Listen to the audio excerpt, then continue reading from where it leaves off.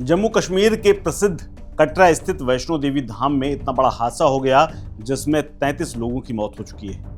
वैष्णो देवी धाम के पुराने ट्रैक के पास लैंडस्लाइड हुआ और ये आंकड़ा मरने वालों का बढ़कर के बुधवार को 33 हो गया।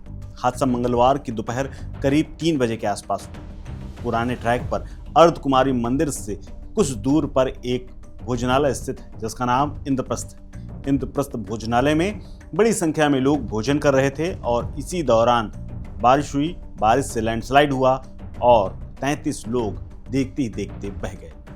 हालांकि अभी भी कुछ लोग लापता बताए जा रहे हैं। हालांकि मंगलवार की देर शाम तक प्रशासन ने सिर्फ 7 लोगों के मरने की पुष्टि की थी, लेकिन सुबह तक ये आंकड़ा बढ़ गया। बड़े बड़े पत्थर, पेड़ और मलबा में दबे होने के कारण इन लोगों की मौत हो गई है। एक चश्मदीद ने बताया कि बड़े बड़े पत्थर अचानक से गिरने लगे, 3 सेट को तबाह करके नीचे आने लगे और उनके नीचे जितने लोग छिपने की कोशिश कर रहे थे वो चपेट में आ गए।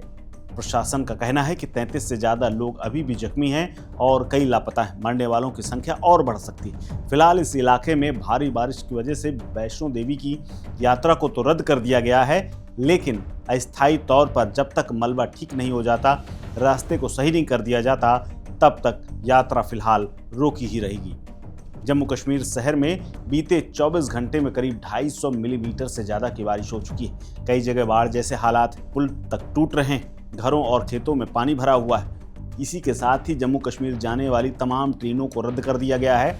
नॉर्दर्न रेलवे ने भी कटना और जम्मू के बीच में चलने वाली और रुकने वाली 22 ट्रेनें रद्द कर दी। इसके अलावा 27 ट्रेनों को शॉर्ट टर्म के लिए टर्मिनेट कर दिया गया है। हालांकि कटरा श्रीनगर के बीच में ट्रेन सर्विस जारी है क्योंकि यहां अभी ट्रैक को कोई नुकसान नहीं हुआ है।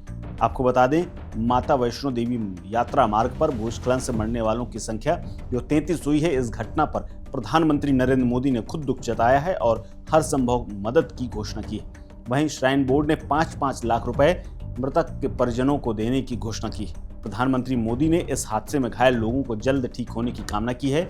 यात्रा मार्ग पर बचाव कार्य जारी रहने की बात कही गई है। इसके अलावा जम्मू कश्मीर के चनैनी नाला में भी एक कार गिरने से 3 श्रद्धालु बह गए हैं। लापता 3 लोगों में से 2 श्रद्धालु राजस्थान के धौलपुर जिले के बताए जा रहे हैं और एक आगरा के रहने वाले हैं। इसके अलावा एक परिवार भी इस हादसे का शिकार हुआ है, जिनका इकलौता बेटा इस हादसे में मर गया है। रविवार से जारी वर्षा के चलते जम्मू कश्मीर की तमाम सड़कें और पुल बह गए हैं।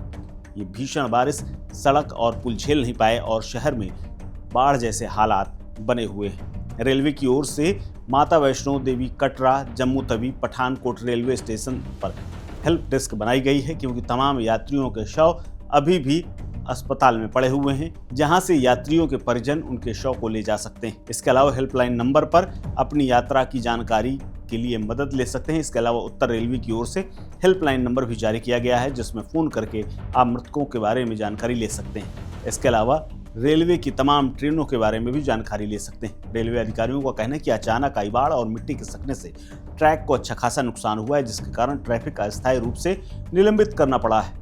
फिलहाल बहाली का काम जारी है और स्थिति सामान्य होने तक यात्री सतर्क रहें। रेलवे ने यात्रियों से अपील की है कि वो यात्रा से पहले ट्रेनों की स्थिति को चेक कर लें, तभी घर से निकलें।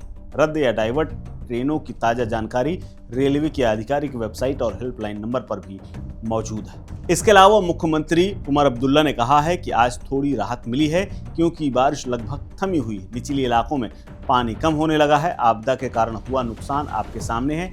2014 में भी इस पुल का एक हिस्सा क्षतिग्रस्त हुआ था। इसका मतलब है कि पुल के इस हिस्से से कुछ जोखिम जुड़ा हुआ है। हमें ये सुनिश्चित करना होगा कि ऐसी घटना दोबारा ना हो।